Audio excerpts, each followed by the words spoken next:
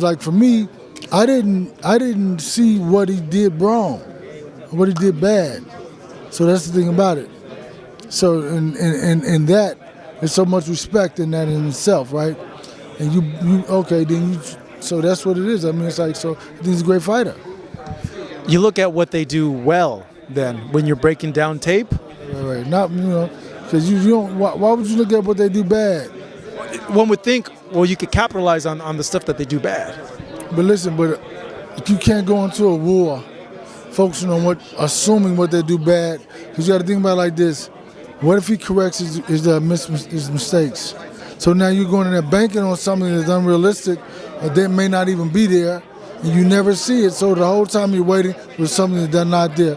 But if you focus on what he does great, and if you can take that away from him, then he has nothing. But when you focus on what he does bad, he's going to fall back on what? What he does great. So you don't even see what he does bad, because he's on the point to where he's doing everything he wants to be doing, and he's doing everything he has to do to be successful. That's great insight there, Derrick. Is that like is that how you guys as boxing trainers look at these fights? Everybody else does. Okay, I was wondering if I don't know what everybody else does. I don't really care what they do. I don't watch nobody else. I'm just saying, from my perspective, you got to go in. I always say, I train my guys as if they were facing Jesus, because he's perfect. You know what I'm saying? So it's like, that's what I'm saying to myself. So that means I'm going there facing a perfect individual, doing everything right. Or I train them and prepare them as if they know what we know. Can they beat Jesus though? You know? Can they beat Jesus though? Hey man, if they listen, I'm just saying, it's happened many a times. I'm just saying, if they were to face Jesus, not that they're actually facing Jesus. So you could find an opponent named Jesus. You probably could, but I'm just saying, I have the idea of that. So that means that guy's perfect. He's not gonna make any mistakes, and that's the key element. He's funny, man.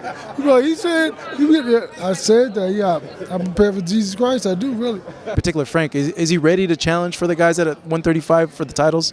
I think that he is. I think that, but at the same time, I think that this being here is all about depth.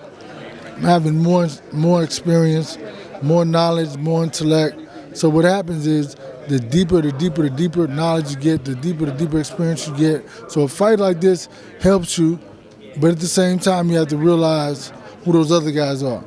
And and it'll help you and push you and motivate you and inspire you. But at the same time, Michelle Rivera is not Tank Davis. You know what I'm saying? And so really Tank Davis, I believe, is the top of the top. More so than Devin? I really never seen him fight before. I mean, I've never seen him fight before. So I think that, like I said, and it's not that Devin Haney is not a great fighter, I just think Tank has faced better opposition. And that's really what it comes down to for me, in my perspective. Because everybody's great fighting somebody's grandmother. Not saying he's fighting somebody's grandmother, I'm just saying that, I'm just saying, so that's how you can, but he's fought he fought? He fought a good fighter, he fought, yeah, He fought Cambosis, Linares, Jojo Diaz. JoJo. So he fought great fighters also, right? But I think that Tank still has the deeper resume. But I'm not saying he's gonna win or not. I'm just saying I just think Tank's the better, more established. He's been a champ for longer. He's held that space for longer. And I think he has a little bit more depth. When is he getting back in the ring? That's the big question everybody wants to know. Everybody wants to see him back. I think more about him healing up from being in a car accident, because he has a couple little nicks and bruises, I believe. But and after that, who knows? I guess when is he good to get back into the training? Like, how bad was the accident? He's been in the gym. He's been in the gym since maybe June or July, late July. He's been in the gym working. So he's been in the gym. He hadn't got out of the gym. That's good. As a trainer, that's what you want. That's right, definitely, without a doubt, yeah. They were saying maybe Keith for the return fight. Do you think that's a realistic fight for him, and do you like that fight?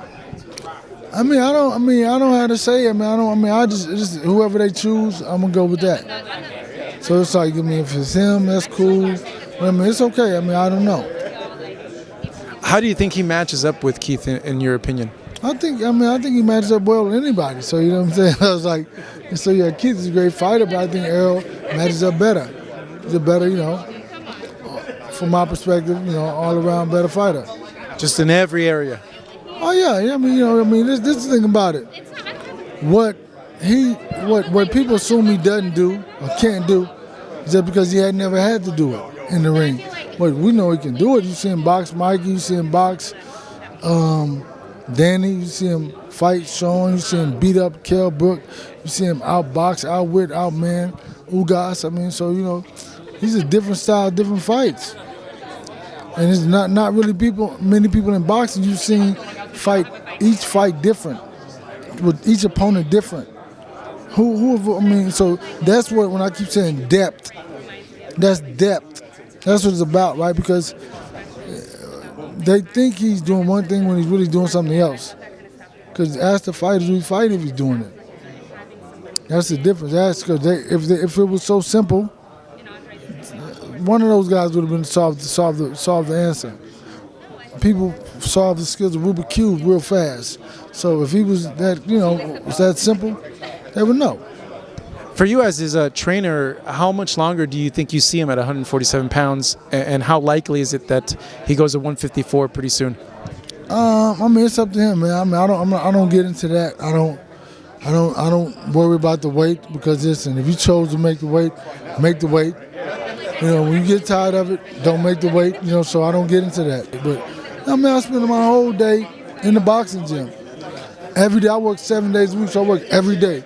I'm not going to come home and really watch boxing unless I have to watch boxing. But I would imagine you've been watching a lot of Crawford fights, because that's a potential fight, right? No. But when we were preparing, I did watch the fight with the junior guy. His brother's a 68-pounder. Yeah. Yeah. Oh, Benavidez. I saw that fight. I saw him fight the little mean machine guy. I saw, I don't know, maybe another one. So I saw. I guess from what you've seen, how does it match up in your opinion? No comment. No comment. No. Do you feel Errol's that dominant in that fight? Hey man, I think so, man. I think that he's a good fighter. You know what I'm saying? And Crawford's a good fighter, and Errol's a good fighter. I think when or if it ever happens, you'll see. I hope it happens. Is it going to happen? Are you confident it happens? I don't care, man. You think about this. You get hyped for something, you want something. That's like the kid getting ready for Christmas. And you just hope. You got the parents who never put any gifts under the tree. You go downstairs, there's no gifts under the tree. So it's like basically the fight you saw last Saturday snatched all the gifts from under the tree. So do you even care about Christmas anymore? Yeah, you always look forward to Christmas every year. But we're smarter than that now. We realize that one time you didn't get them, you may not get them anymore. I don't care about it, because it's like, hey, it was a big deal. So I don't know. Who knows? Oh man, you bummed me out. I want to see that fight. I think the whole world wants to see that fight still. You should. I don't know what to say. I don't know what to say about it. I wanted to see it also. But I can't. You can't make. I don't know. But Okay. I have no words.